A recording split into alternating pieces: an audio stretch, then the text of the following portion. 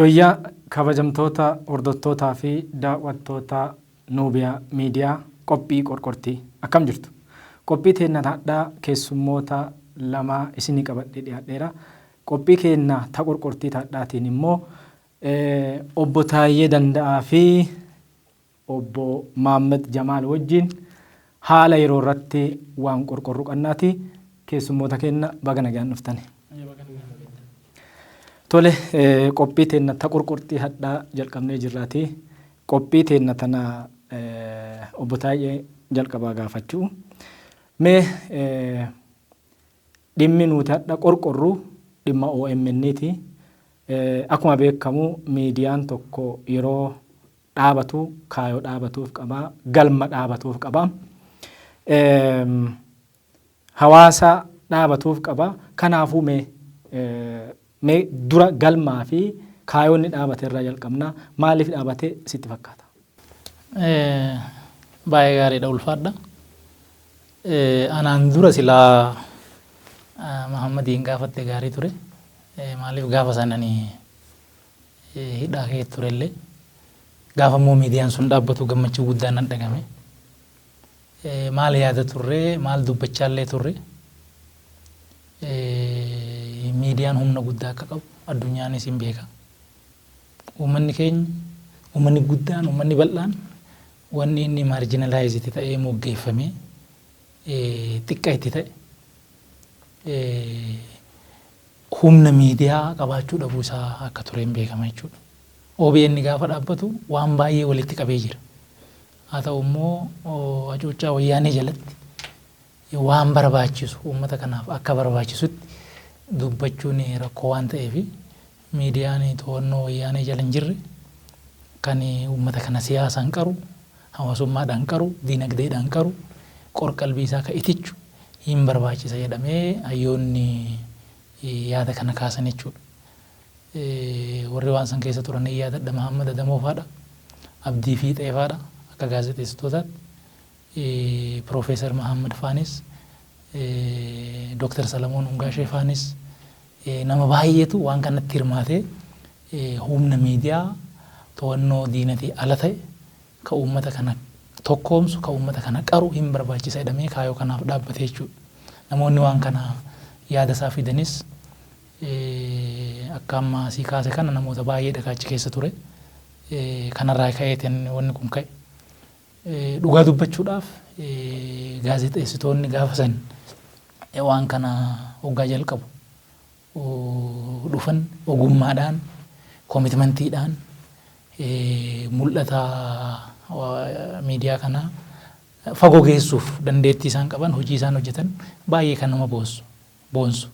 Qabsoo uummata Oromoo keessatti, tokkummaa uummata Oromoo fiduu keessattis waan gaarii akka hojjetaa ture hin beekama jechuudha. Kun wanni namni haaluu danda'u miti. So yaanni gaafa sanii uummata Oromoo kan falaasamaan, qorqalbiidhaan, dinagdeedhaan, siyaasaan uummata reasonably, uummata sababaan amanu, uummata tokkummaan isaa jabaa, uummata maal akka godhu, maaliif akka godhu, yoom akka godhu beeku, uummata miiraa olitti bahee yaadaan herreegaa waa hojjetu, hawaasa jabaa uumuu kaayeffateeti ka waan sun tolfame jechuudha. Tole gara obbo Maammed Jamaalitti deebi'aa. Mee ati hoo gama keetti akka kaayoo dhaabateef san jira, kaayoo naakaaseeti amma hoo akka kaayoo dhaabateef san jira itti dhufna. Obbo Taayyee gaaffii tana duuba itti naa dhufta jechuudha. Galatoomi. Obbo Taayyee waan gaarii kaasee ture. Miidiyaan gaafa hundaa'u yookaan numa barsiisa yookaan numa bashannansiisa yookaan immoo numa beeksisa. Uummanni Oromoo yeroo OMN dhaabbatutti waan dhabe waan itti argate jedheetii yaadaan. Miidiyaan murteessummaa inni qabu uummata saniif rakkoo uummanni san jala ture waliin wal qabatee immoo saba kana beeksisuu, barsiisuu, cimsuudhaa fi tokkummaa isaa itichuu irratti dhufaatiin OMN namni hin gammadin hin jiru. Bu'uurarraa namoonni quuqama qaban kanneen biyya alaa jiraatan dhimma kana ka'anii miidiyaa kana hundeessuun yeroo sanitti immoo hundeeffama naannoo bara akka lakkoofsa Oromootti 2012 walakkaa irraa eegalee sochii miidiyaa kana hundeessuu keessatti hayyoonni miidiyaa kana hundeessan hanga Oromiyaallee dhufanii qophii bu'uuraa jajjabaallee godhaa akka turan. Yeroo sanitti osoo miidiyaaleen dhaabbatee hin ifoomin odeeffannoo lafa jalallee dhagaa turre jechuudha. Miidiyaan kun dhufaatiin isaa waan akka malee namni hundi irraa gammate. Dhufaatiin isaa kun immoo miidiyaan kun miidiyaa uummata Oromoo ta'eeti dhufe. Uummanni Oromoo immoo siyaasa qofa hin qabu. Dhagaa qofas hin qabu. Uummanni qabeenya uummataa wanni ta'e barnoota qabaa, fayyaa qabaa, diinagdee qaba, siyaasa qaba. Egeree dhalootaa jaaruu qaba. Gaafa ganamarraa bu'uureeffamu kanaatu kaayyeeffamee ka'e waan eebbifamaadha. Garuu wanni kun gaafa bu'uurarraa ijaaramurraa eegalee adeemsa keessa ofumaa warri waan kana hundeessuudhaa ka'e. Fakkeenyaaf immoo Dr. Salamoon Hungaashee namni waan kana bu'uurarraa utubuudhaan ka'e. Namoota hedduutu jira. Mahammad Adamoon jira, Jawaar Mahaammadiis hin jira, Profeesar Hamzaa. Hayyoota Oromoo gurguddaadhaatu waan kana ka'e. Dhaloota isaarraa immoo wal harkatti qabaan dhalatte jechuudha. Bu'uurumarraa dhukkubni miidiyaa kana har'a akkana godhe maali yoo jechuudha waanuma ka'e. Kaayyoon inni ka'eef kaayyoo uummata Oromoo irreessuudha, odeeffannoodhaan cimsee itichuudha. Oromoo diinagdeen iroomsu, dhaloota Oromoodhaa dhaloota hubannoo qabu irratti ijaaruudha. Kana gaafa ta'u sochii miidiyaa kana bu'uureessuudhaaf fandiin guurame jalqabumarraa maalleenni dhimma kanaa guurame naannoo $300,000 guurame kan akkaawuntii OMN'tti galee garuu $20,000. Naannoon $280,000 asirratti wal dhabbiin dhalatte. Wal dhabbiin dhalatte kun miidiyaa kana achumarraa koree lamatti adda baasuu eegale. Qoodamiinsi kun qoodamiinsa kaayyoo bareedaa eebbifamaa miidiyaan kun ka'eef saniin osoo hin ta'in kaayyoo fedhii nama dhuunfaa akkuma har'a arginu akkuma har'a OMN keessatti ilaalcha tokko, murna tokko, yaada tokko, siyaasa tokko gurraacha malee adiin hin ta'uu agarru tana ganamarraa achi ka'ee jechuudha.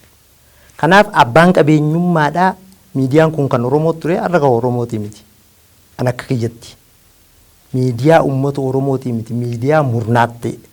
Kanaaf bu'uurumarraa akkaataan itti hundeeffame kanarraa qaamni waan kana odeesse addaan qoodamuun abbaa qabeenyummaa isaarratti ganama dhalootarraa wal qabbiin ka'uun kaayyoo eebbifamaa miidiyaa kanaa sana achirratti masheensee yaada jiruun natti dhaga'ama.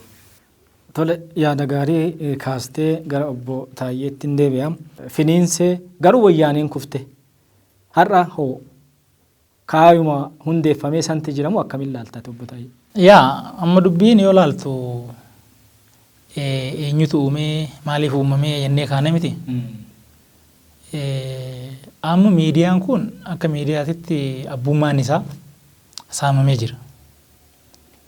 Ajandaan isaallee micciiramee jira. Abbummaan isaa akkamitti saamame gaafa wanni kun dhaabbatu hirmaannaa uummata guutuutiin keessattuu uummata keenya kaala jiruuni keessattuu hirmaannaa hayyoota keenya hayyoota gurguddoo egereen uummata kanaa isaan yaaddessu uummanni kun qaroomuu qaba gama hundaanuu teeknooloojii wal baruu qaba tokkummaan isaa jabaatu qaba qarqaratti waan irratti wal argu dirree wayii argachuu qaba jedhee warri yaadu isaanii an tolche. Amma jarri kun achi keessa hin jiru. Boordii keessa hareemanii jiranii gaazexeessitoonni jajjaboon nama 13 ta'u. Ka gaafa wanni kun bu'uureffamu keessa ture. Gaafa dubbiin achi keessa amma jarri buqqaafamanii bataniiru baay'ee lakkoofsaan ati immoo na caalaa beekta deemeera jechuudha. Amma akkaataan itti deemaa jiru professional illee miti. Nama waan gaazexeessummaa beeku hawaan san barate nama professionally wannan godhu kun maalidha meeqatu achi keessa jira ka jedhu laaluu hin dandeenye. So abbummaan achi hin jiru. Birrii meeqatu waan kanaa walitti qabame hin jiru wanni kun hin beekamu. Waggaadhaan dhaloota isaa jedhama yeroo adda addaatitti karaa adda addaatiin doolaara biyya Arabaarraa, Awurooppaarraa, Ameerikaarraa even biyyuma kana gaafa dhufan maqaa OMN'tiin birrii walitti qabame lakkoofsan qabu. Garuu akkaawuntii irratti meeqaan OMN harka jiru hoo jette hin beekamu jechuudha ammoo wanni kun. Abbummaan isaa. Baasiin isaa meeqaa namni beeku hin jiru. Galiin isaa meeqaa namni beeku hin jiru. Promotionii irraa beeksisa adda addaa irraa wanni argamu meeqa, YouTube irraa meeqatu argama, FB irraa meeqatu argama. Kun immoo akkamitti waan uummataa jedhama. Eenyu faatu mindaa hammamii argata? Nami gariin yaa biyya mindaa biyya kana keessatti hin kaffalamne. Akkuma 150 ol kaffalamuuf hin jira. Kun akkasitti jira, kun immoo birrii 10,000 jira. Hin jira wanni sun. Garuu haa ta'u baasiin meeqa, galiin meeqa hin beekamu. Gaafa dura NGO'dhaan dhaabbate har'a wanni kun PLC ta'ee jira. Maqaa nama lamaatiin jira. Maqaa nama lamaatiin. So galii isaa namni herreegatu, bu'aa isaa namni herreegatu abbaa biraa ta'eedha jechuudha. Gaafa duraa garuu birriin inni ittiin dhaabbate, horiin inni ittiin dhaabbate, yaadi inni ittiin dhaabbate uummata Oromooti. Amma warra yaada kana hundeesse, warra yaada kana burqisiise abbummaan isaa bira hin jiru fudhatameera. Yaadni isaa immoo micciiramee jira. Yaadni isaa gaafa dura jalqabu akkan duratti siin jedhe uummata Oromoo gama hundaanuu qaroomsuudha. Qaroomina dinagdee, qaroomina barnootaa, qaroomina teeknooloojii, qaroomina fayyaa, qaroomina siyaasaa gama hundaanuu Oromoon qorqalbiin isaa ititee maal akka godhu, maaliif akka godhu, yoom akka godhu, yoo maal godhe maal akka argatu, yoo maal balleesse akka maal dhabu bifa kanaan ititee guddatee gabbatee mataan isaa riiziniidhaan sababaan eenyu wajjin akka firoomu, eenyu wajjin immoo maalirratti akka wal falmu an kana bifa kanaan sirriitti beeku akka kanatti ijaaramee jechuudha gaafa dura jalqabu har'a achi hin jiru. Har'a isaa takka baradha yerootti hin dhageechu. Guyyuma guyyaadhaan ajandaan haala yerooti. Guyya guyyaadhaan haala yerooti. Tasgabbooftee hojii kee hojjechuu hin dandeechu. Qalbii namaa kana hidhee qabeera. Guyyuma guyyaadhaan ajandaan jibbisaati. Oromoo fi saboota biraa akka inni wal jaalatee wal amanee wajjin deemuu hin dandeenye. Yoo xiqquma rakkoo wayii kaate rakkoo san dhaadhessee akka wal dhabbiin babal'atu amantiif amantii hedduutti gaafa sabaaf saba hedduutti waan akkanaa kun tokko waan aadaa Oromootirraa fagaate. Oromoon araara. Of course fedhiin Oromoo faayidaan Oromoo dabarfamee haa kennamu nama jedhu hin jiru. Waan san garuu wacaan lolaan iyyaan odoon ta'in tasgabbiidhaan mariidhaan akkamitti faayidaan gama lamiitu odoo waliin dhiitii wajjiin maaliifuu biyya tana keessaa jirrutti kophaa keenya. Alatti bahuu barbaanne Affaar keessa baana. Yoo gamanaan bahuu barbaanne Beenishaangul bakki hundi nu barbaachisa namni nu wajjin jiru kun ollaa kana hunda wajjinuu nagaa barbaanne. Garuu akkaataan achirratti deemaa jiru ajandaan deemaa jiru firooma Oromoof dabalaan jiru diina Oromootti baay'isaa jira. Oromoon akka bineensatitti akka ilaalamu godhaa jira bakka biraatti bakka bakkatti jechuudha. Akka biraa qorqalbii Oromoo hankaleessatti si'achiidha. Riyaalitii har'a jiru dargaggeessi keenya hojii dhabee kan bishaan isa nyaatu ka asii gaafa baqatu bineensi nyaatu ka galaanatti dhumu kan hanarraa kana dhiisetti hankaleessa an waggaa 100 dura riyaalitii har'a rakkoo gadadoo har'a isa qabate kana keessa maal gooneetiin maammata kamiin as keessaa bahuu danda'a. Akka inni of jala laalee hojjetu gochuu odoon ta'in kaleessa irratti qalbii isaa garasitti hidhee akka inni bo'u bo'ichatti waan darbe qofatti akka hidhamu waan san godhaa jechuudha. Kun Oromummaa kana ajjeesuuf waan godhamu jechuudha. Oromummaa maal jechuudha? Amma wanni ati argitu waan aadaa Oromoo keessatti hin beekamne nama arrabsuun sababa malee fiiguun waan girrisaa inni sun.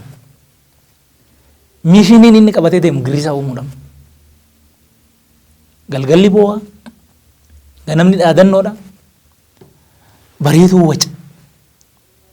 Ilaaf ilaamee wanni jedhamu akka baddu.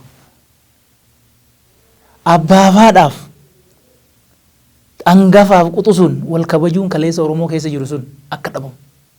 Miidiyaa kanarra wanni baay'ate dhagayechu bultiin adiigamu jedhan. Addunyaatti himan.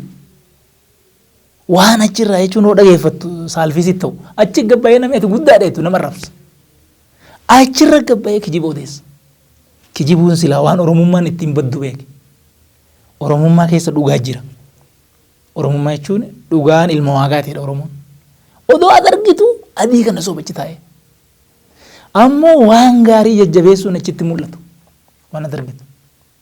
Waan xiqqoon takka hubadde badiisan 100 baay'iseeti 200 baay'iseeti ol guddisa. Waan gaarii waan guddaa waan Oromoo tarkaanfachiisu gaafa argamu hin dhoksa. Hamilee Oromoo onnee Oromoo seenaa Oromootu akkaataan itti hiiku seenaa cabaa seenaa kufaatii malee injifannoo Oromoon galmeesse. Ammoo waan gadaa guddina isaa yuuniskootti galmaa'uun isaa maal jechuu akka ta'e. Oromoon gadaa uumuun isaa qaroominni isaa kaleessaa gama akka ga'u. Oromoon har'a jiru immoo waan sallaalee hamilee godhatee waan guddaa godhuu hin danda'ee akka yaadu hin miti hin godhamu. Gaafa Oromoon cabe gaafa Oromoon gufate qofa lakkaa'anii Oromoo boochisu qorqalbii Oromoo cabsu kanatti achi keessa jira jechuudha. Wanni kun miidiyaa firaa fakkaata afaan Oromootiin dubbatama yoo ati keessa laaltu ajandaan isaa waan kaleessa jedhame san of harkaan qabu diinagdee irratti Oromoon maal gochuu akka qabu ittiin himu horsiisee bulaan akkamitti loon isaa ammayyeessee galii isaa gabbisuu akka danda'u kana ittiin himu. Naannoo keenya keessatti dargaggeessi kun aadaa hojii jijjiirrate oduma jennu Oromiyaa irraa ala namni dhufu keessattuu kibba keessa namni gaafa gara Oromiyaa dhufu eebbisee erga warri isa. Maaliin Oromiyaa keessa carraan hojii guutu. Dargaggeessi keenya garuu carraa hojii Oromiyaa keessa jiru kana akka inni argee aadaa isaa jijjiiree hojjetee naannoo isaatis biyya isaa keessattis bahee mul'achuu danda'u kun ittiin himamu. Hojjedhu nama takkaan jedhamu baradhu takkaan jedhamu gurmaa'i takkaan jedhan. Always ajandaa haaraa sidhu. Ajandaa haaraa immoo gaafa sidhu nama wajjin waa hojjechuutti dhiisiti ofuma keetiifuu waan har'a karoorfatte boru ajandaa biraatti sidhu faa hin dagatta sanu. So Oromoo qilleensa irratti rarraasanii ajandaa haala yerootiin hidhanii akka inni riyaalitii irra jiru hin hubanne akka inni yeroo hunda miira keessa turu kanatu hojjetamaa jira jechuudha. Kun immoo akka waan allaattiin fira fakkaatee simbira nyaatti jedhan sani ana akka itti naa galu deemsi miidiyaa kanaa kana jechuudha. Bareeda gara keettan deebi'a Mahammad Jamaan akkuma amman duraallee kaafamaa ture miidiyaan kun duraan biyya alaatti maqaa inni jiyootiin galmaa'ee ture. Manni maqaa isaatiin bitameellee ture Ameerikaa keessatti manni sunillee gurguramee asi dhufamee asillee maallaqi hedduun hin guuramee kan ammoo haga jedhame hin beekamu nam hin beeku biyyi hin beeku mootummaallee tarii waan faana bu'e hin beeku tarii waan kan odiitii godhamuun hin danda'amu asirra yaadamaan qabdan.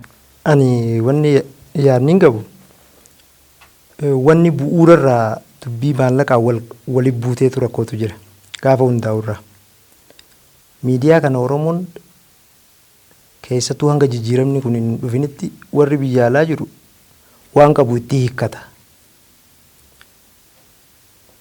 Miidiyaan kana keessatti nama malee hojbaan hin jiru.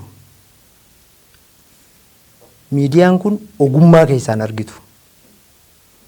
Ogummaadhaan sirna bulchiinsaa saayinsaawaa ta'een piroofeeshinaal miidiyaa ta'ee ogummaadhaan ijaaramee sirna bulchiinsaa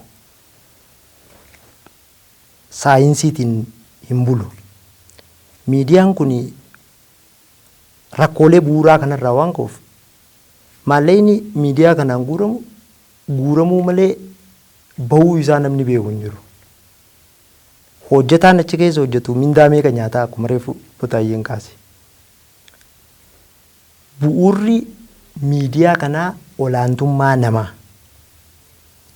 Olaantummaa yaadaa hawaasa keessatti akka dargaggoon Oromoo baratuun barbaadamu. Olaantummaan namaa waan jiruuf wanni hundi muree kan murtaa'u namaani. Maallaqni isaa biyya alaatirraa guuramaa ture. Gaafa biyya tana immoo asitti hundaa'uudhaa deemu maallaqni Oromiyaa guutuu keessaa guuramaa jira ture. Maallaqni guddaan. Namni waan kana maallaqa kana guuruurraa eegalee maallaqni kun eessatti galaa akaawuntiin OMN seenee faayinaanshaal riippoortii oodiitaraan mirkanooyte qabaatee ni bulaa yoo jenne miidiyaan kun hojmaata akkasitti ittiin bulu san hin qabu. Maallaqni biyya alaarraa guuramu kanneen herreega baankii mootummaatiin foreign currency gaafa transfer ta'u baankiidhaa baankitti kallattiidhaan dabruu isaayyuu ragaan as keessa jiru wanni jiru hin jiru. Miidiyaan kun akka miidiyaa kaanitti miidiyaa gar tokko qabatee dukkana malee ifan argu. Yoo badhaasni noobeeliidhaa muummicha ministeera addunyaan guutuun dabarsite inni nama du'ee dabarsa.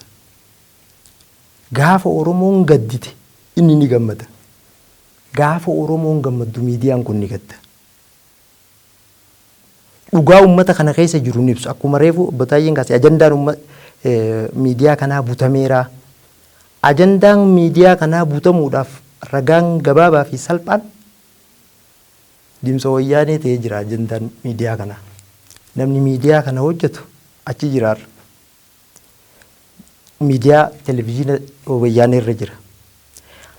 Guyyaa as keessaa shubbisaa oola, galgala achi shubbisa.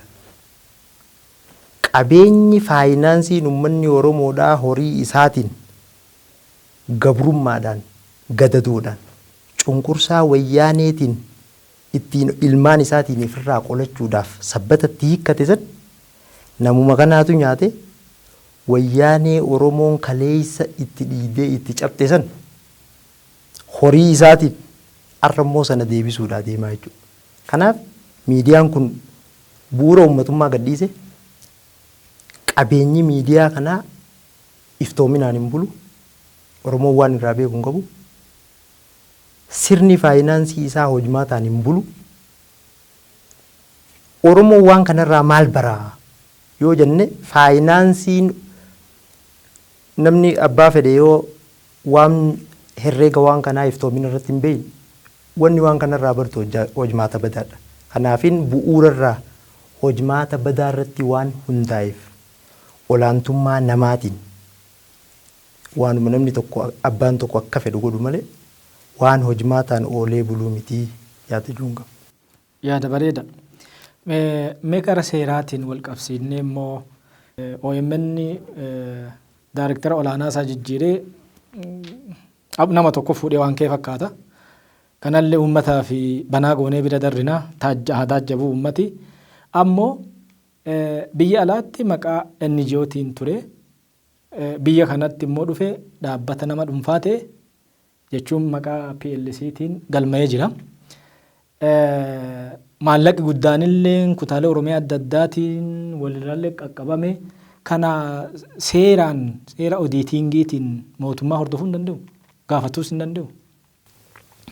Suni namni akka qaamaatitti waan kana laalu abbaa taayitaa biroodkaastingii Itoophiyaati. Suni waan laalaa jiru jiraachuu hin danda'a. Akka seeraatitti dhaabbanni tokko akka itti dhaabbatu qaba ulaagaa guute. Gaafa immoo waan dhaabbate sanirraa dhaabbata bifa biraatitti jijjiiramus ulaagaa guute ittiin jijjiiramu qaba. Yoo san guute sirriidha. Sanoo guutuu baate immoo akkaataa itti gaafatamu jira. Garuu akkaataan amma itti dhufne wanni uummataafis ifa ta'uu qabu. Emotional attachmentiin uummanni kun miidiyaa kana wajjin qabaachaa ture. Qabsoo keessatti akkatti namni ilaalaa ture. Waan xiqqoo nama dhibu waan ta'eef bakka sanitti amma seeraan deebi'ee dimokiraasii kanas reefuu jalqabne waan ta'eef wanna baay'ee waan seeraa ala ba'u hundumtuu dhawaata keessatti of laalee seeratti deebi'aa yaada jedhuun wanni tokko ukkaamamee yoo banamu hafuurri isaa bahuun oolu yaada jedhu mootummaanis jijjiirama keessa gaafa ture jijjiirtu inuma banta. Akkasanitti gaafa sanii dimokiraatayizeeshiniin dimokiraatessuun biyya akkasumatti itti dhufa. Sun irraa ta'uu hin danda'a. Garuu akka waliigalaatitti akkaataa NGO'n tokko wanni NGO'n dhaabbate deebi'ee PLC'tti itti jijjiiramu seerarra hin jiru akka hin beeku jechuudha. NGO ta'ee yoo tajaajilaa ture wanni inni ta'uu danda'u yoo hojii san dhiise diigamee qabeenya isaa mootummaan dhaala. Wanni rakkoo ta'e maalinni akkaataan NGO'dhaan itti dhaabbatanii seera biyya alaatitti Ameerikaadha. So wanni seeraan wal qabatu wanni toora sanitti ka'u kana jiraachuu hin danda'a. Waa hundaa olitti garuu wanni nuyi sirriitti ilaaluu qabnu maali? yaanni toora kana jiru yaanni karaa kanaan deemu miidiyaan kun akka miidiyaatitti har'a maal godha jira abjuun inni kaleessa dhaabbateef san raawwachaa jira moo miti namni dhaabbatee ilaaluutu irra jira jechuudha riyaalitiin har'a keessa jirruu fi an kaleessa keessa ture addaan bakka kaleessaa jirra malee akka kaleessaa hin jiru wanni baay'een jijjiirameera wanni kanaa jijjiiramuu qabu jira akkamitti jijjiirra miidiyaa kana wanni barbaannuuf tokko hubannoo keenya bal'isuuf hubannoo keenya immoo bal'isuu ka danda'u yaada gara adda addaa yoo keessummeesse Tolasaa yaada qaba Mahammad yaada qaba Garanaan Galgaloo yaada qaba so yaada jiru kana hundumaa dhageenye miidiyaa kanarratti ammoo sababaan kamti irra wayyaa madaallee akka deemnutti miidiyaan kun kan uummataa ta'e akkas ta'uutu irra jira akki amma dhageenyu miidiyaan afaan nama tokkooti gaazexeessaan qacaramuu ka danda'u fedhii nama tokkootiin achirratti namni dhaqee dhiyaatee deebi'uu dubbachuu hin danda'u fedhii nama tokkootiin kun immoo akkan duratti siin jedhe kaayoon isaa nama tokkoof shinootee rukutu tifoozoo nama ta'u yaada tokko jala hammaatee tolee maaliif yoo ta'in akkasumatti cunuunfatee nama deemu girrisaa uumuudhaaf abjuun isaa waan ta'e garasitti deebi'eera ammatti haala amma keessa jirru kanatti uummati Oromoo akka tasgabbiin arganne akka nagayaan mari'atee ijaaramee gurmaa'ee tarsiimuudhaan hin deemne ka barbaadu yoo jiraate sadarkaa namni barbaadu biraas baay'een jiraachuu danda'a garuu sadarkaa duraatitti ka barbaadu wayyaanee ajandaa sabaaf saba walitti buusu ajandaan sun ajandaa wayyaaneeti har'aa miti duraanuu kanumatti ture ajandaa amantiif amantii walitti buusanii waa walitti bu'e kana keessaa faayidaa barbaachuu ajandaan sun ka wayyaaneeti so kaffaltiidhaan haa ta'u tola hin beennu wanni OMN irratti hojjetamaa jiru ajandaa wayyaaneetitti raawwatamaa jira jechuudha naannoo keenya keessa malaammaltummaadhaan wal qabatee maaliin wal qabatee rakkoon jiru baay'eedha rakkoon kun furamuutu irra jiraa inaman akkam gooneeti furamaa ka jedhu wanni kun tasgabbii barbaada qormaata barbaada miidiyaan investigeet godhee gama lachuu laalee godhuu hin danda'a envaayiromentiin keenya naannoo nu irra jiraannu har'a nu irra jiraannee darbuu qofa odoo hin ta'in dhaloonni boru dhufu han waggaa 100 booda dhufu han waggaa 200 booda dhufu sanii yaaduu nurra jira so miidiyaa keenyaaf ajandaa guddaan tokko ka ta'uu qabu tokko waa'ee kunuunsa naannooti achirraa kan hangarru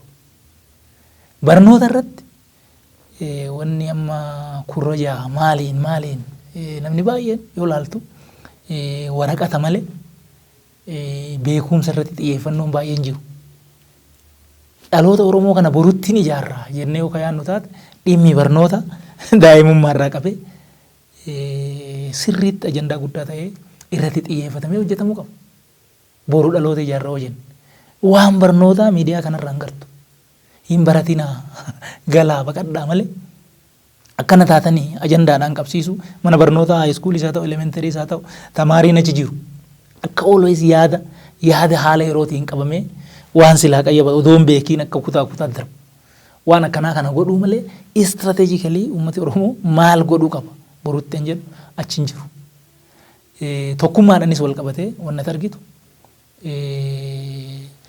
nama jabaa nama wannoo jedhu itti xiyyeeffatamee gurmaa'ee girrisaan ijaaramee dabaddabamee cabee akka hayyuun achi keessaa bahu yaanni girrisummaa qofti akka tarkaanfatu gochuu malee Oromoon garaagarummaa isaa qabaatee ilaaf ilaamee kaleessa silaa ittiin dhalate aadaa inni kaleessa guddifate gabbifate san miidiyaa kanarraa mul'ate qe'ee Oromoo keessatti biiroo jiru keessatti ala bakka jiru keessatti odoo naannummaa waliin qoodiin odoo amantii waliin qoodiin odoo garaagarummaan fedhe jiraatu achirra darbee naamusa itti wal dubbisuu qabu achirraa arguu qabna sila daa'imni keenya guddaan keenya xiqqaan keenya irraa baratu kun achi hin jiru so kun hatamee bade jechuudha amma maaliin wanni ilaalamuu qabu tokkoffaa jechuun namni har'atti waan jedhu hin beeku oolee bulee wanni namaa galu garuu maaliitti horii baafna ka jedhu laaluu qabu maaliitti horii baafna wanni kun ajandaa keenya tarkaanfachiisaa jira moo miti sabaaf sablammiidhaan wal dhabuun ajandaa keenya guyyuu hunda aarii fi boo'ichatti ooluun ajandaa keenya ajandaa Oromooti maal godha kun waan barnootaa dhoksuun, waan diinagdee dhoksuun, waanuma bowaa, waanuma lolaa, waanuma wacaa, waanuma arrabsoo qofa oofuun kun oromummaadha ka jedhu namni dhaabbatee ilaaluu qabu. Yoo wanni kun oromummaan tahin namni horii isaa itti balleessuu hin qabu. Kun bakka kana. Lammaffaa waan dhaga'u kan waan achirra dhaga'u kan negatively shape of gochuu irra hin jiru. Oromoon uummata guddaadha. Uummata guddaadha. Boo'ichi isaaf hin ta'u. Har'as guddaadha. Kaleessas guddaa ture. Amma kaleessa ga'u. Seenaa keessatti waan poozitiivii waan silaa hamilee isa ijaaru abbaa Afrikaa akka ta'e. Even addunyaa tana keessattuu uummata maqaa qaban keessaa uummata dursee qaroome keessaa tokko akka ta'e kallattii kana waan sheeppii isa godhu dhaloonni immoo kallattii kanaan mataan isaa akka guddatu akka ofitti amantummaadhaan guddatu ka godhu yoon tahin toora kanatti yeroon achirratti badus bakka kanatti qisaasamni qalbii qisaasamni yaadaa toora kana jirus laalamuuti irra jira jechuudha. Karaa seeraa suni kan mootummaati. Akkamitti maal ta'e ka jedhus dhugumaa hoo maal inni an jedhus laaluun hin barbaachisaa jechuudha. Waan Oromoo ijaaruuf tolfame Oromoo diiguuf yoo oole kun wanni ilaalamuu gaa itti jiraata jedhee yaada. Gara kee dhufa Obbo Muhammad yeroo baay'inaan yoo ilaaltu sooshaal miidiyaa kanarratti arrabsoo waca nama sababa amanuu moti loojikaalii moti. Kana hoo miidiyaan kun waan miidiyaan OMNs ta'ee waan dhiibbaa godhesitti fakkaata yaada asirra maan qabdu. Miidiyaa OMN kanarraa wanni guddaan badii tokko duudhaan dhugaan jiru. OMN keessatti sobaatu dhugaa dhugaatu soba. Kun immoo duudhaa Oromummaatis hin ibsu. Namummaallee hin ibsu. Ani akka yaada kootti. Ka'eetiin aadaa hojii jabduudhaan lafee carraaqee if jijjiiree hawaasa jijjiiree biyya tana jijjiira jee amantaa fi ilaalcha kanaa qabu aadaa akkanaa uumuun miidiyaa kana bira hin jirtu. Miidiyaan kun maal na fayyada? Ani miidiyaa kana banee gaafa laalu na bashannansiisa moo waan hin qaburra waan naa dabalamu yoon daldalee daldala irratti aadaa hujii uumuu sirna bulchiinsa hujiiti jaan na barsiisa moo baneetiin gabaa oomisha qonnaa irraa dhaga'amu saayinsiin irraa dhaga'amu daa'ima kiyyaatu qophii ijoollee laalee egeree mul'ata daa'ima qabaattu naa ta'a jedhee miidiyaa kana banee ilaalaa yoo jette waan kana hunda miidiyaa kanarraa namni nan argadha jedhee miidiyaa kana banu hin jiru. Waan kana hunda miidiyaan kun hin qabu. Gaafa tokko tokko namoonni miidiyaa kana keessa jiran Fox News fi CNN fa'aa kaasanii gaafa miidiyaa kanaan walitti fidanii ideoloojii CNN dimokiraatiidhaatu leelisaa Fox Newsiin riippablikaan leelisaa jira. Namni kana jiru dhagaa fi dhadhaadhaan tokko nama jiru.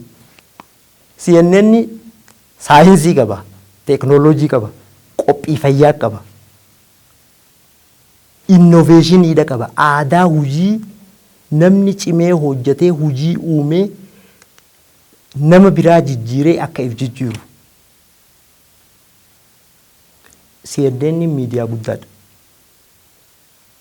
Ammoo keenya kun kaadiin gurraattiidha jiru.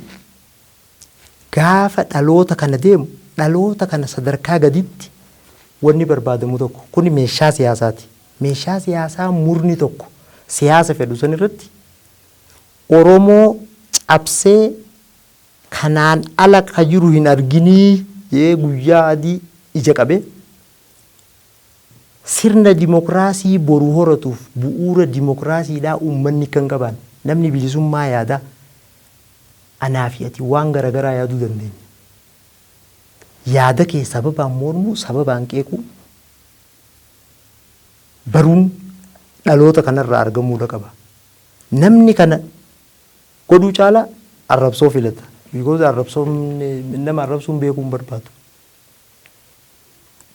Bu'uura waan kana sadarkaa kanatti babal'ate kana uummanni kun dhaabbatee miidiyaa kana gaafa laalu miidiyaa kanarraa maaliin argachuudha laala. Wanni kun waan bu'uuraatii jedhee yaadaan. Miidiyaan kun jibba walitti bu'iinsa egeree Oromoo irratti Oromoon diina qofa malee fira tokko kan qabaanne. Oromoon boru oomishatee eenyu gurgurata? Ummata bal'aan nageenyi bal'aan gabaadha. Jabuutii daldalan, Hargeysaa daldalan. Ummanni Oromoodhaa ollaa isaatii hojii sabaa sablammootaa hojii jiraachuun isaaf carraadha. Magaalaadha. Asii fuunee Chaayinaa gurgurannaan Chaayinaan fiddee asiin nutti gurguratti. Daldalaan Oromoo abbaan qabeenyaa Oromoo sirna daldalaa fi seerota daldalaa eeguma muummichi ministeeraa dhufe. Erga muummichi ministeeraa dhufe namni oomisha biyya alaatti erguu fi galchu dur namni kophee fixee federaalaa argata. Amma Oromiyaa irra jiru biiroo daldalaa Oromiyaa irra fakkeenyan kaase. Oromoon kana quban qabu. Hujii dhabaan keenya cabee ba'ee halkanii guyyaa OMN ilaala.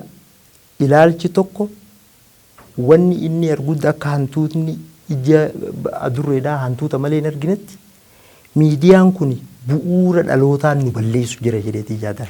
An akkanatti hin amana. Keessattuu dhaloota irratti, dargaggeessa irratti hojjedhaan hin jirtu, carraaqadhaan hin jirtu, sababatti amanii jabaadhuu baradhuu biyyi akkanatti guddatti akkanatti ijaaramti. Siyaasni hanga namni jiraatu dhalli namaa lafarra jiru hundumaa. Silaa dhume Ameerikatti siyaasni ni dhuma. Rakkoo har'a hedduu qabna hedduu qabna. Rakkoon taantatti barannee itti humneessinu. Taanta dimokiraasummaa bu'uura irraatti ijaarrannee dhalootatti ijaarru. Taantatti daldallee aadaa hojii cimtuudhaan daldallee hiyyummaa seenaa ofirraa godhuudhaaf cimneetti hojjennu. Kaan ka fayyaa keenyatti barru. Kaan ka namni baree if fayyadee hawaasa isaatti fayyadu. Kana yoo hin goone miidiyaan kanarraa hin dhageenye. Ummata kanaaf yoo jiraate maal godhaa yoo jettu taate waan namni muraasni qubaan lakkaa'amu fedhu. Kan namni kun galgala herreeggate ganama waan kiishatti kaayatu fedhu. Kanaaf ummata kana qopheessee warshaa qalmaa isaatiif ilaalcha tokko irratti du'i gaafanni yookaan ka'ii kana gobii kana cufii gaafanni jedhe akka inni godhu miidiyaa murna kanaaf Oromoo guutuu hojjetaa guyyaadha. Oromoo hojjetaa guyyaa murna kana ka isaa du'ee inni maallaqatti guurratu ka inni gaafa cabe kun taa'ee horiitti guurratu kun ka manni sanitti dukkanaa'u ta'uudhaa jiraatu malee. Adeemsa kanaan miidiyaan kun dhaloota ni ijaaru. Sababa irratti illee ni ijaaru. Egeree keenyallee nu hanqisa malee nu humneessuu amantaa jedhuun qaba. Yaada bareedaadha. Dhugaadha. Miidiyaan tokko akka qawweetii qawwee yoo itti fayyadama beektee si fayyadaa yoo itti fayyadama wallaalte immoo nama nyaata. Miidiyaaleen saba ijaaraa yoo itti fayyadama saba immoo saba diigaa jalqabuma irraa kaannee anu mataan kiyyaayyuu OMN kana keessatti gara waggaa lamaatti hojjedheera. Wayyaan irratti qabsoofneerraa Oromoo ittiin kakaasneerraa garuu har'aa tana akka gaafa jalqaba kaayoo hundeeffameef akka jalqabaallee hin jiru ana dabalatee jechuudha. Gaazexeessitoonni hedduulleen sababa adda addaatiin jechuudha. Sababa diktaatorummaa abbaa irrummaa jechuudha.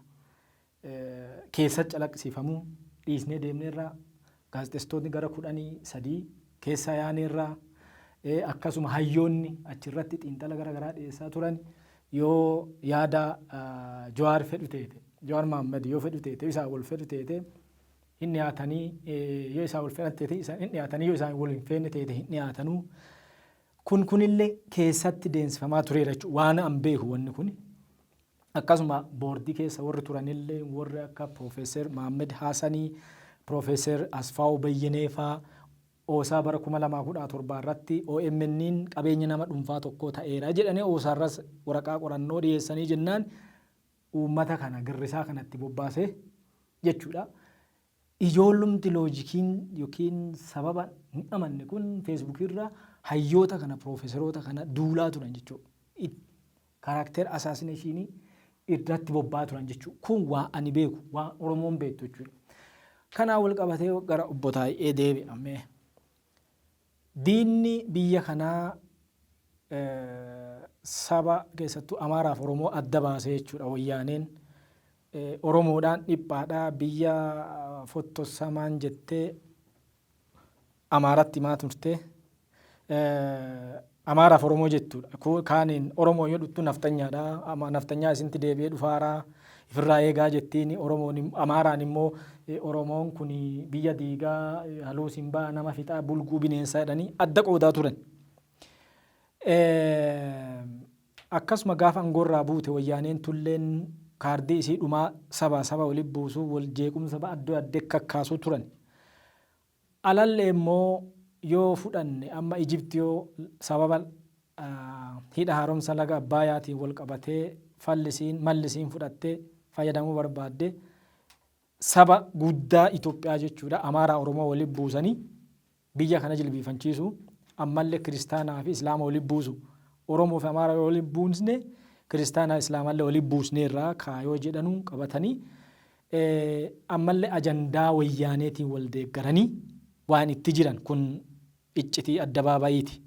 Kanat jira jechuudha ajandaan jiru. Wayyaaneen kanuma jirti jechuudha amma dhaatanallee.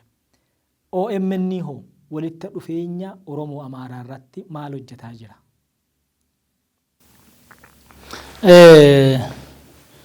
Dhugaa dubbachuuf yoo duubatti achi deebinee ilaallu biyya kana keessa rakkoon siyaasaa, rakkoon hawaasummaa, rakkoon diinagdee turee jira. Walqixxummaan hin turre seenaa sanii waan haalamu miti jechuudha.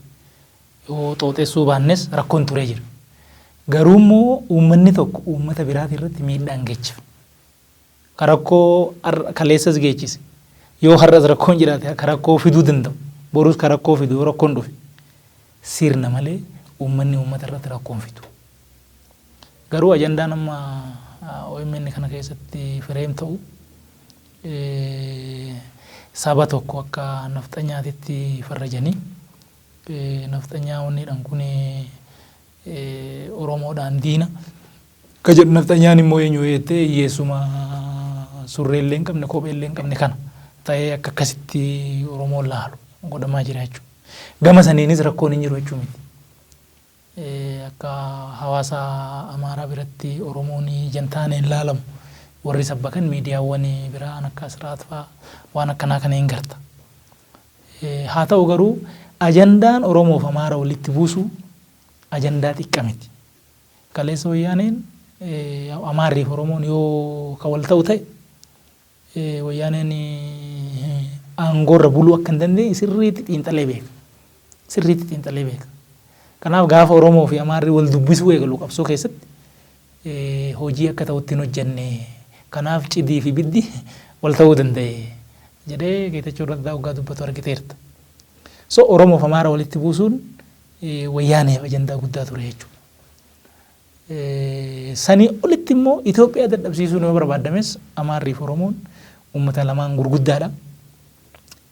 Seenaa biyya kanaa ijaaruu keessattis akka itti wajjin turan qabanii weerara biyya kanarratti godhamaa tures akkaataa itti waliin ta'anii qolachaa turan jira.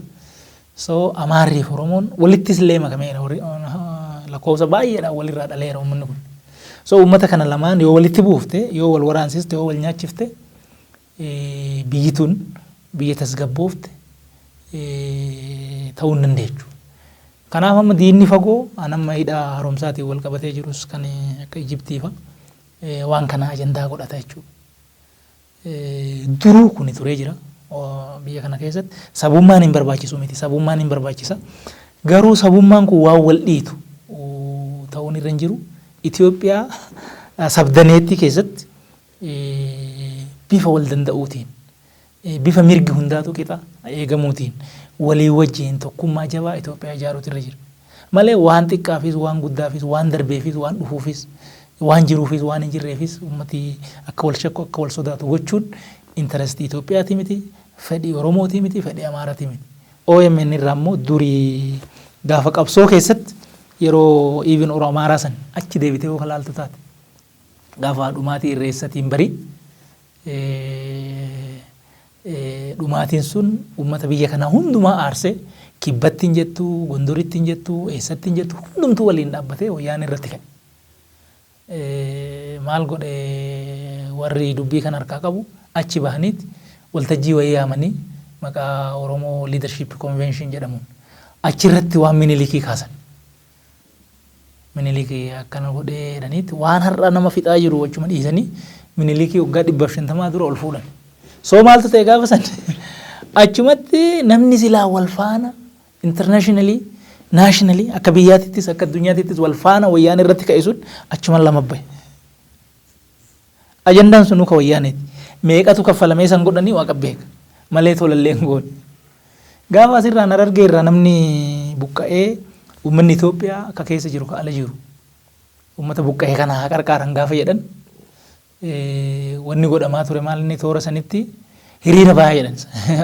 Wayyaaniin maal qopheessira gaafas yoo akka ta'etti qabsoo meeqaan ajandaan jijjiirame malee wanni OMN irraa darbaa ture maal inni uummanni Harargee irraa waan buqqa'eef asii sabbatatti burraayyuutti namni hiriira bahuu qaba jedhan.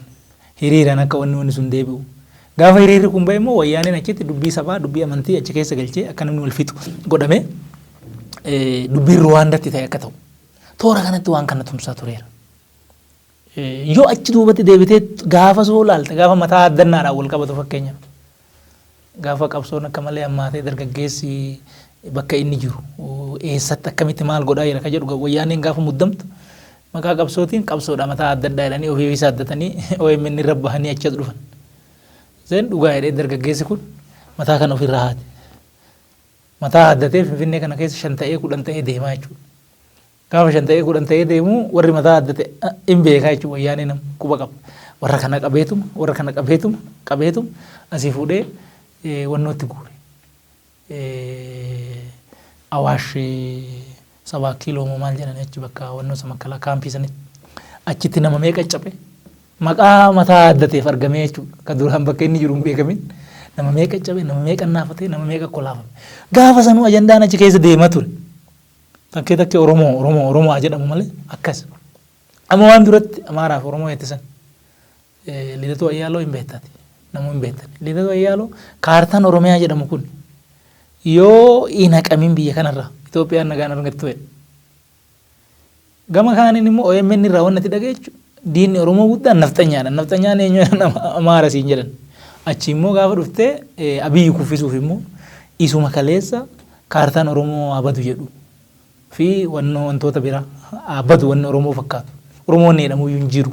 Nama jedhu kan ammoo fuutee waggaa wajjiin mootummaa hundeessinaa ni xaqilaa ministeeriin ta'a inni immoo itti aanaa kiyyeen ta'a jedhamee wajjiin waggaa dubbatamu siin argita.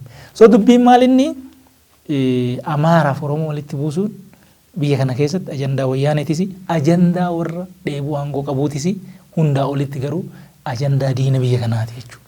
Kana sirriitti jala muranii beekuun hin barbaachisa. OMN akka duratti inni Amaaraaf Oromoo walitti buusuudhaan ta'uu danda'a. Qalbii dargaggeessa Oromoo akka inni sababaan hin yaadne hidhuun ta'uu danda'a.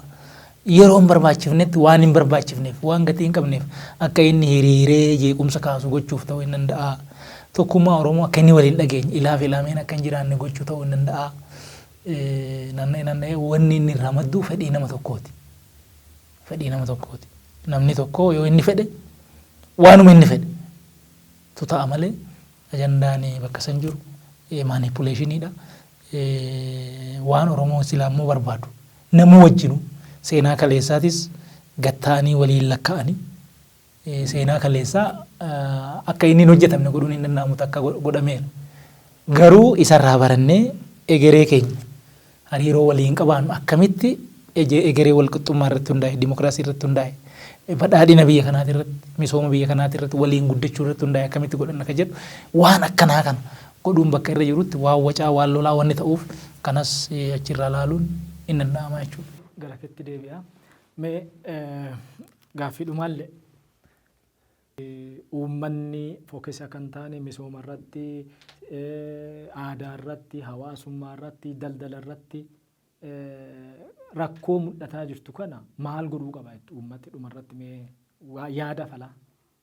Miidiyaan dhuunfaatii fi miidiyaan bilisaa adda adda.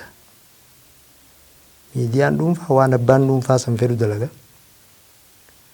Ammoo dalloo seeraa biyya sanii ni kabaja. Hundinuu kabajuun dirqama. Arra rakkoon keessa jiru rakkoo miidiyaan murna aangoo fedheef ummata ittiin duulchifachuudhaa deemu malee miidiyaan ummata humneessee ummanni ummata qaroome irroome ta'ee kana sababaan deeggaree kana sababaan itti qeeru ta'uu ijaaruu irratti miidiyaaleen akka OMN hojjechaa jiran.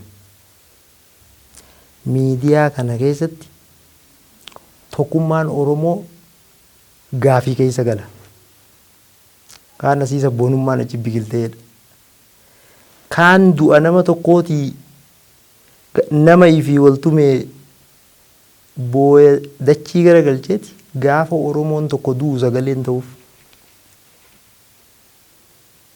Manguddoo gaafa fayyaa qabu seenaa fi aadaa irraa barsiise gaafa inni du'e du'a isaa gaddan dabarsine. Miidiyaan kuni Oromoon lama qaba takkaa sadii qaba.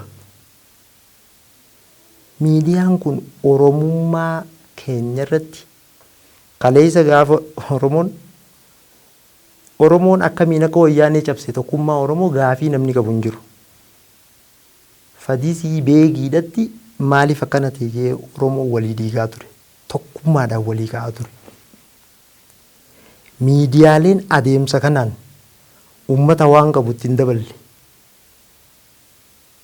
Dhibeen koronaa yoo dhufe miidiyaan kun ummatumarraa guurrate. Uummanni waan hojjetetti kennaa jarriin hojjetu sila. Miidiyaan kun miidiyaa horii uummataa kanaan dhaabbate waan ta'eef waan uummanni fedhu dalaguudha qaba. Waan uummanni fedhu dalaguudhaaf immoo dura jireenya uummataa tokkummaa uummataa utubuudha qaba. Adeemsa ammatti jiramu kana keessaa bahuun dirqama. Gama tokkoon itti gaafatamummaan jiraachuudha qaba. Kana ta'uu baannaan miidiyaan kiisa kiyyaa uummatarraa uummanni deeggarsee utubee jiraachisu. Boru jiraachuu hin danda'u. Yoo itti gaafatamni seeraa dhufe immoo namni badii hojjete Mahammad Jamaal yoo badii hojjete Mahammad Jamaaltu gaafatama. Ganda kiyya mika badii hojjete bakkaan itti dhaladhe badiin hojjenne. Yoo miidiyaan OMN seera cabse seera ka cabse Oromoo miti. Nama OMN jiru instituushinii OMN kan qaama seerummaa qabu kanaatu badii hojjete.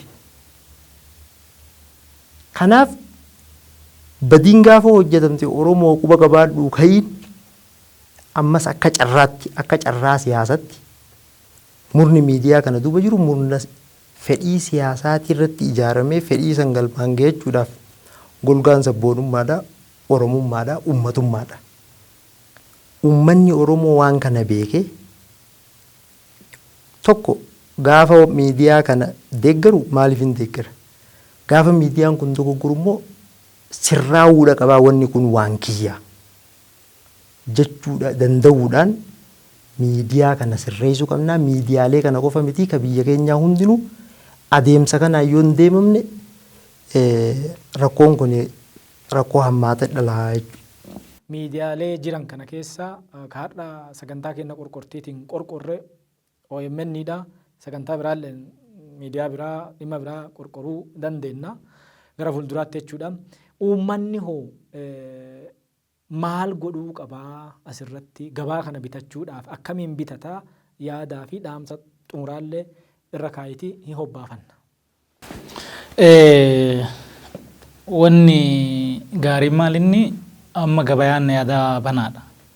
Miidiyaan kamuu gabayaa irratti yoo dhiyaatee yaada yoo gurguratee uummanni immoo laalee maaltu na fayyadaa laallachuu hireen akkasii argamu waan guddaadha jechuudha. Garuu maalinni uummanni gaafa waa tolchu akka duratti Muhammad Jamal kaase tokko gaafa laaltuyyuu waan tokko gaafa laaltu galma qabaachuu qabda. Sa'aatiidhaan irratti balleessitu. Sa'aatiin immoo diinagdee horii. Sa'aatii hojjennutu wal nu dabarse warra biyya faranjii kanaan. So gaafa waan tokko godhu maalinni wanneen achi keessa fudhee deebi'u. Jedhee namni gattaa'ee ofiifuu gaafuma dhaqu maalan godha achi keessa. Akka inni duratti jedhe diinagdee kiyya irratti maaliin wanneen achi irraa hubadhu. Akka biyyaatitti tokkummaa Oromootiif tokkummaa Itoophiyaatiif faayidaa uummata Oromoo kan waliigalaatiif anaaf immoo dhuunfaaf maalinni wanni achi keessa naa jiru laaluun barbaachisaadha jechuudha. Oo guyyuma guyyaadhaan wanna boo'ichaa ta'e yoo guyyuma guyyaadhaan wanna wacaa wanna lolaa wanna jibbiinsaa akka ta'u taate kun negeetiiv enerjii qalbii kee keessatti silaa guddina karaatti itti guddatturraa si maksee waan hin taane si keessatti ijaaraa waan deemuuf san namni laallachuu qaba. Ani kana godhi kanan godhu jedhuuni gaafa dhaqu achi keessatti maalan argadha jedhee laaluutu irra jira. Tokko lammaffaa miidiyaan kun miidiyaa qabeenya uummataatiin tolfame. So akka qabeenya uummataatitti uummanni abbaadha jechuudha itti. So wanni kiyya kuni maal hojjechaa jira waan naa tolu hojjechaa jira moo waan na balleessu hojjechaa jira laaluudha. Yoo waan san hojjechuu baate takkaafuu waan amma duuba godhu. Yoo wanna kana nan ijaaraa nan utubaa nan tumsaa jedhee waan kanaan horii ka baasu taate horiin an baasu biyya kiyyaaf uummata kiyyaaf waan tolchuu qabaachuu qaba. Shilingii illee on baase. Yaa wanna akkasii yoo baratamuu baate yeroo hunda yoo inni miira keessa bu'e jechuun namni ammaa namni wayii du'ee reefi wayii maxxanfamee Oromoon baduu fi sabboonummaa muculuqee macalaqee waan akkanaa jedhanii achi iyyan yeroo kana keessa yoo namni immoo miira keessa bu'e achuma keessa immoo wannoon goofandimii wayii banamtee mee keessa buusaa immoo jedhan odoo namni taa'ee riizinabilii qalbiidhaan kaleessa barra hin gowwoomne akkana ta'e jedhee namni yaaduu hin dandeenye jechuudha. So uummanni keenya yeroo kamuu miira keessa ba'uutu irra jira. Poolitikaan miira, miidiyaan miira uummata keenya hin ceesisu. Sadarkaa maatiititti, sadarkaa gandaatitti, sadarkaa aanaatitti, akka naannootitti alas keessas kan jiru uummanni keenya waa hunda herreegaan laaluu qaba. Uummanni keenya qaroomuu qaba. Uummanni keenya tokkoomuu qaba. Uummanni keenya diinagdeedhaan siyaasaan humnoomuu qaba. Wanni kun immoo akka ta'uu danda'u imaammataani tarsiimoodhaani sagantaadhaan malee bu'anii miti wacaanii miti. Hundaa ol immoo waan gara fuulduraatiin uummanni keenya laaluu qabu. Riyaalitii irra jiru hubatee waggaa har'aa eessan gahaa waggaa shanan har'aa eessatti waggaa dhibba har'aa immoo dhaloonni keenya eessa ga'u dhalli nu duubaan dhufu eessa ga'u qaba ka jedhu yaadee deemu qaba. Malee qalbiin isaa kaleessatti hidhame dheengaddatti hidhame achumatti yoo ka isa boochisu ta'e miidiyaan akkana godhu. Yoo nuu biyaanis boru kana godhu. Wanni kun uummata kanaaf fira ta'uu hin danda'u miidiyaan akkana godhu. So bilcheessee ilaaluutu irra jira bitaa mirga. Uummanni hin beeka. Hin beeku hin jennu. Garuu maalinni takkee miirri fudhachuu danda'a. Galaanni miiraa nama fudhachuu danda'a. Always gaafa waa goonu yeroo hundumaa gaafa waa goonu gaafa waa jennu gaafa waa kanfallu gaafa waa kenninu gaafa waa tumsinu maal tumsa jirra ajandaa akkamii tumsa jirra. Akka jedhu sirriitti ilaaluun hin barbaachisa. Keessattuu dargaggeessi immoo dargaggeessi tokko enerjii qaba. Duubeen isaa bakki inni irraa dhalate uummata guddaadha. Uummata seenaa guddaa qabu. Har'arra dhaabbatee borutti seenaa jabaa akkamii hojjechuu akka qabu laaluutu irra jira malee waan kaleessa bade isuma laalee oduma isa bo'uu barreessaa darbuun qabu jechuudha. Kana jechuun barbaada ulfaadha. Tole qophii teenna ta qorqortii hadhaa kanumaan raawwannee jirraati. Isinillee keessummaa teenna ta qophii qorqortii hadhaa taatanii waan dhuftanii ishuu kana dhimma OMN qorqorree uummata waan beeknu hubachiinne isinillee irraa dubbattanii keessummaa teenna taatanii waan dhuftanii fi horaa bulaa isin galateeffanna. Tole kabajamtoota hordoftootaa fi daawwattoota teenna ta qophii qophii teenna ta qorqortii hadhaa tanumaan hobbaafanne torbaan yookiin yeroo gara biraa qophii gara biraatiin waan biraa qorqorraati hangasittuu badhaadha kanarra nu turaa horaa bula.